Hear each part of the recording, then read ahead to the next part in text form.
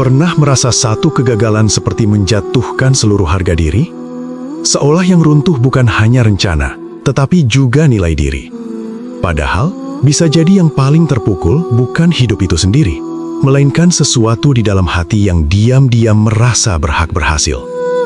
Di permukaan, yang terlihat hanya kecewa, malu, sedih, marah, atau kehilangan semangat. Hati terasa sempit. Pikiran terus mengulang apa yang salah. Melihat orang lain melangkah, dada terasa makin sesak.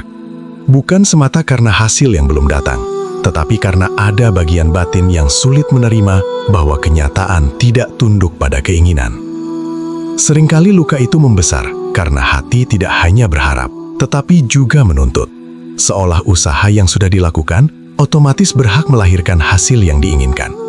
Di titik itu, ego duduk terlalu tinggi. Ia tidak lagi sekadar berikhtiar, tetapi mulai merasa seperti penentu. Ketika hasil berbeda, yang terasa bukan hanya sedih, melainkan seperti dipermalukan oleh takdir. Barangkali disitulah tawakal menjadi begitu dalam maknanya. Bukan sekadar pasrah setelah lelah berusaha, tetapi kesediaan batin untuk berhenti memusuhi hasil.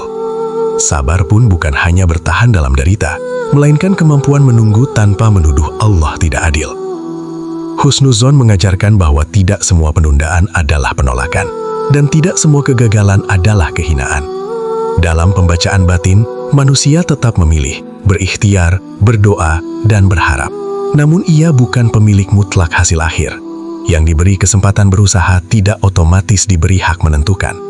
Di sana terasa bahwa kegagalan kadang bukan sedang menghancurkan hidup, melainkan sedang merapihkan posisi hati. Agar yang semula ingin menjadi pusat, perlahan rela kembali menjadi hamba. Agar yang tadinya merasa memiliki masa depan, mulai sadar bahwa ia hanya sedang menjalani amanah hari demi hari. Lalu perlahan muncul kemungkinan pandang yang lebih teduh, bahwa nilai diri tidak runtuh hanya karena satu pintu tertutup, bahwa kehormatan seorang hamba tidak ditentukan oleh selalu berhasil, tetapi oleh bagaimana ia tetap beradab saat kenyataan tidak sesuai harapan. Mungkin justru di titik patah itu, hati sedang diajar untuk tidak menggantungkan martabat pada hasil. Kadang kegagalan tidak datang untuk menjatuhkan manusia, tetapi untuk menjatuhkan kesombongan halus yang bersembunyi di balik harapan. Dan ketika itu luruh, barulah hati punya ruang untuk tenang. Sebab yang kembali bukan kemenangan, melainkan posisi diri yang benar di hadapan Tuhan.